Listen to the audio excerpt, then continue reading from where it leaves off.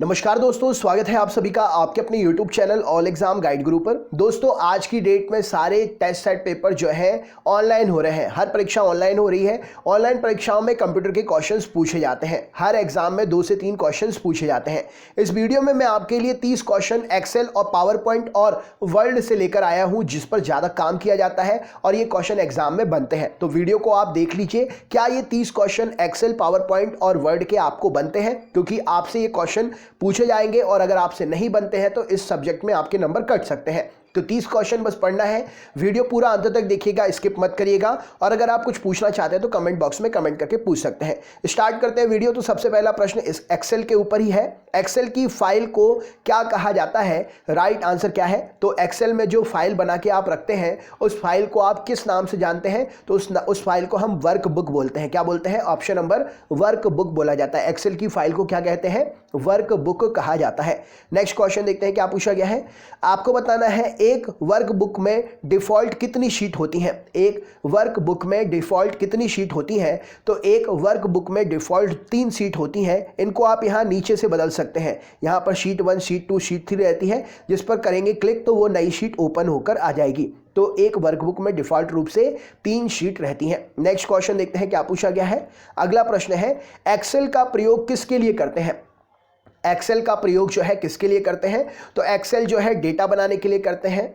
Make chart for the data, data का chart बनाने के लिए करते हैं। ऑर्गेनाइज द डेटा, डेटा को ऑर्गेनाइज करने के लिए करते हैं। ऑप्शन नंबर डी इस प्रश्न के लिए सही उत्तर हो जाएगा। ऑल ऑफ एबव इस प्रश्न का सही उत्तर है। नेक्स्ट क्वेश्चन देख लेते हैं क्या पूछा गया। अगला प्रश्न, एक्सेल का उपयोग किन क्षेत्रों में करते हैं? हर सॉफ्टवेयर का अलग अलग उपयोग है।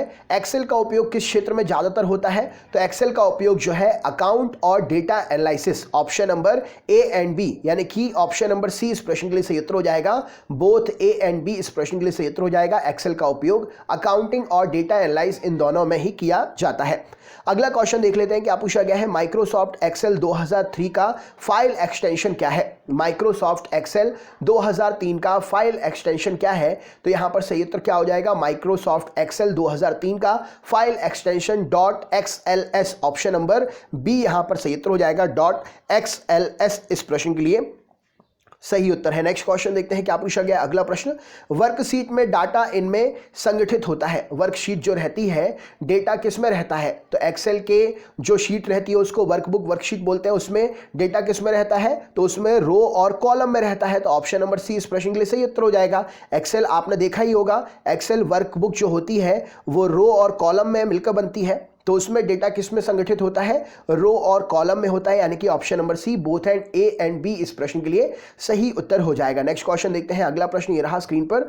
रो और कॉलम के इंटरसेक्शन को क्या कहते हैं? मान के चलिए ये रो है और ये कॉलम है, इसके इंटरसेक्शन को क्या कहते हैं? राइट आंसर क्या है इस प्रश्न के लिए?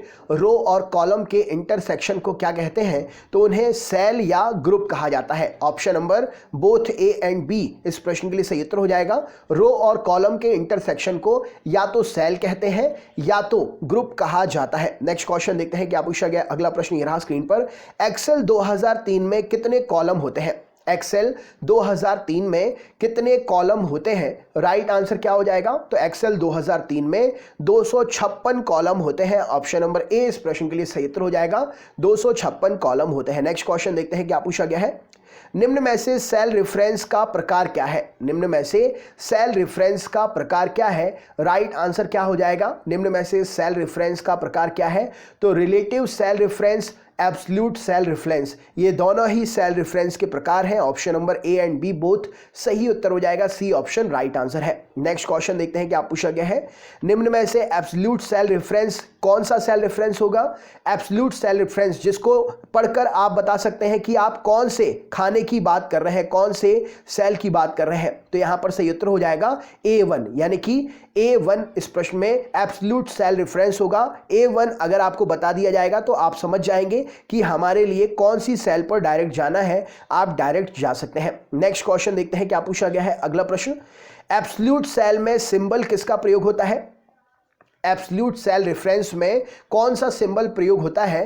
माफ करिएगा, एब्सोल्यूट सेल में सिंबल प्रयोग कौन सा होता है? जी हाँ, एब्सोल्यूट सेल में कौन सा सिंबल प्रयोग होता है? तो यहां पर सही उत्तर हो जाएगा डॉलर सिंगल का सिंबल का प्रयोग होता है। एब्सोल्यूट सेल में सिंबल प्रयोग कौन सा होता है? तो डॉलर इस प्रश्न के लिए सही उत्तर हो जाएगा। नेक्स्ट क्वेश्चन देखते हैं, फ्रीज पेंस ऑप्शन किस में आता है? फ्रीज पेंस ऑप्शन जो है किस में आता है? अगर आप कोई काम कर रहे हैं और आप उसी काम को आगे करना चाहते हैं तो आप फ्रीज पेंस ऑप्शन का प्रयोग कर सकते हैं, तो वही काम आगे आपका चलता रहेगा, आपको बार बार बदलने की या सिलेक्ट करने की जरूरत नहीं है। तो यहां पर सही उत्तर हो जाएगा विंडो में ये ऑप्शन आता है। राइट आंसर हो जाएगा फ्रीज पेंस ऑप्शन जो है विंडो में आता है। नेक्स्ट क्वेश्चन देखते हैं क्या पूछा गया है, पेज सेटअप के मार्जिन बार में लेफ्ट और राइट हेतु डिफॉल्ट मार्जिन कितना रहता है? पेज सेटअप करने के लिए जो मार्जिन बार होता है उसमें लेफ्ट और राइट में डिफॉल्ट मार्जिन कितना रहता है? तो राइट आंसर हो जाएगा 0.75 इंच लेफ्ट रहता है और 0.75 इंच राइट भी रहता है, दोनों तरफ सेम मार्जिन रहता है। ऑप्शन नंबर ए इस प्रश्न के लिए सही उत्तर हो जाएगा। नेक्स्ट क्वेश्चन देखते हैं, पेज सेटअप में मार्जिन बार में टॉप और बॉटम में डिफॉल्ट मार्जिन कितना रहता है? पेज सेटअप बार में टॉप और बॉटम में डिफॉल्ट मार्जिन कितना रहता है? तो यहां पर 1-1 इंच का मार्जिन रहता है, सेम मार्जिन रहता है, ऊपर और नीचे टॉप और बॉटम में 1-1 इंच का मार्जिन रहता है। नेक्स्ट क्वेश्चन देखते हैं क्या पूछा गया है। अगला प्रश्न, टास्क पैन की शॉर्टकट कमांड क्या है? टास्क पैन की शॉर्टकट कमांड क्या है? तो राइट आंसर हो जाएगा टास्क पैन की शॉर्टकट कमांड Ctrl+F1 है। ऑप्शन नंबर ए इस प्रश्न के लिए सही उत्तर हो जाएगा। नेक्स्ट क्वेश्चन, किसी स्पेसिफिक सेल में जाने के लिए कौन सी की हिट करेंगे आप? किसी स्पेसिफिक सेल में जाने के लिए कौन सी की प्रेस करेंगे? तो हम F5 की दबाएंगे और हम स्पेसिफिक सेल में पहुंच जाएंगे। ऑप्शन नंबर डी इस प्रश्न के लिए सही उत्तर हो जाएगा। नेक्स्ट क्वेश्चन देखते हैं, नई वर्कशीट ऐड करने के लिए शॉर्टकट कमांड क्या है? आप किसी भी प्रोग्राम पर वर्क कर रहे हैं, किसी भी सॉफ्टवेयर पर वर्क कर रहे हैं विंडो के, तो अगर आपको नई शीट ऐड करनी है तो यहां पर नई वर्कशीट ऐड करने की बात हो रही है, तो ऐड करने के लिए आपको Alt+Shift+F1 की जो है प्रेस करनी होगी। ऑप्शन नंबर बी इस प्रश्न के लिए सही उत्तर हो जाएगा। नेक्स्ट क्वेश्चन देखते हैं क्या पूछा गया है। अगला प्रश्न, एक्सेल में फंक्शन इंसर्ट करने के लिए शॉर्टकट की क्या है? एक्सेल में फंक्शन इंसर्ट करने के लिए शॉर्टकट की क्या है? तो Shift+F3, ऑप्शन नंबर Shift+F3 जो है शॉर्टकट की है फंक्शन को इंसर्ट करने के लिए। राइट आंसर हो जाएगा एक्सेल में। नेक्स्ट क्वेश्चन देखते हैं क्या पूछा गया है, काउंट करने का सही फॉर्मूला क्या है? अगर आपको एक्सेल में कोई चीज काउंट करनी है, एक्सेल में सेल के अंदर जो है उसको काउंट करना है, तो काउंट करने का सही फॉर्मूला क्या है? तो यहां पर सही उत्तर हो जाएगा ऑप्शन नंबर बी इस प्रश्न के लिए सही उत्तर हो जाएगा। काउंट करने का सही formula option number B =count और ब्रैकेट के अंदर जो भी आपको जिस भी सेल का काउंट करना है उसको आप नोट कर सकते हैं। नेक्स्ट क्वेश्चन देखते हैं क्या पूछा गया है, एक्सेल में डेट एंटर करने की शॉर्टकट की है? अगर आप एक्सेल में काम कर रहे हैं और आपको अपनी वर्कबुक में डेट एंटर करनी है तो उसकी शॉर्टकट की क्या होगी? तो यहां पर Ctrl+ राइट आंसर हो जाएगा इस प्रश्न के लिए। इसमें राइट आंसर हो जाएगा डेट एंटर करने की शॉर्टकट की। ऑप्शन नंबर सी इस प्रश्न के लिए सही उत्तर है। नेक्स्ट क्वेश्चन देखते हैं, सेल में एक्सपोनेंट नंबर फॉर्मेट अप्लाई करने की शॉर्टकट की क्या है? सेल में एक्सपोनेंट नंबर फॉर्मेट अप्लाई करने की शॉर्टकट की क्या है? तो ऑप्शन नंबर डी इस प्रश्न के लिए सही उत्तर हो जाएगा।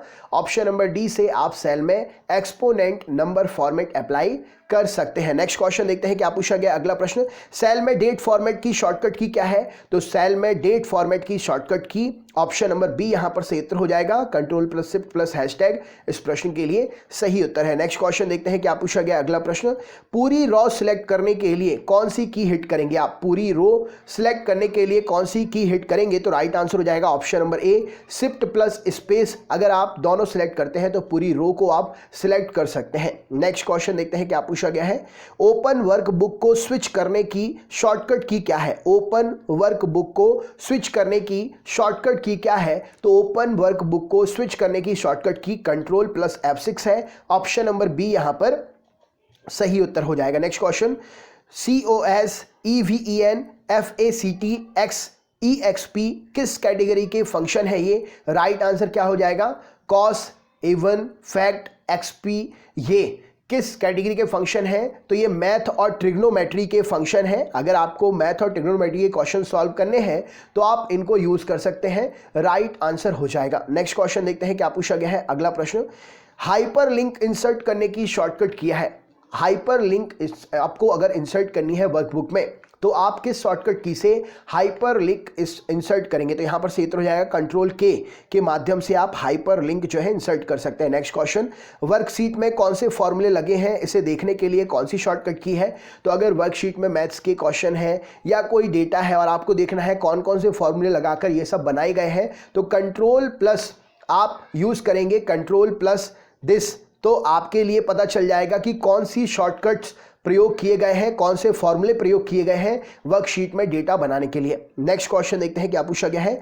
नेक्स्ट सेल को सिलेक्ट करने की शॉर्टकट की क्या है? तो नेक्स्ट सेल को सिलेक्ट करने की शॉर्टकट की टैब है। ऑप्शन नंबर ए इस प्रश्न के लिए सही उत्तर हो जाएगा। टैब से आप नेक्स्ट सेल को सिलेक्ट कर सकते हैं। नेक्स्ट क्वेश्चन, सेल में करेंसी फॉर्मेट अप्लाई करने की शॉर्टकट की क्या है? तो सेल में करेंसी फॉर्मेट अप्लाई करने की शॉर्टकट की control plus shift plus dollar का साइन। ऑप्शन नंबर बी इस प्रश्न के लिए सही उत्तर हो जाएगा, राइट आंसर है। नेक्स्ट क्वेश्चन, ये आपका सरप्राइज क्वेश्चन रहेगा, इसका आंसर आप मुझे बताइए। सेल में परसेंटेज फॉर्मेट अप्लाई करने की शॉर्टकट की क्या है? इसका आंसर आप मुझे कमेंट बॉक्स में बताइए या कमेंट बॉक्स में मुझसे पूछ लीजिए, मैं दोनों ही चीज में राजी हूं।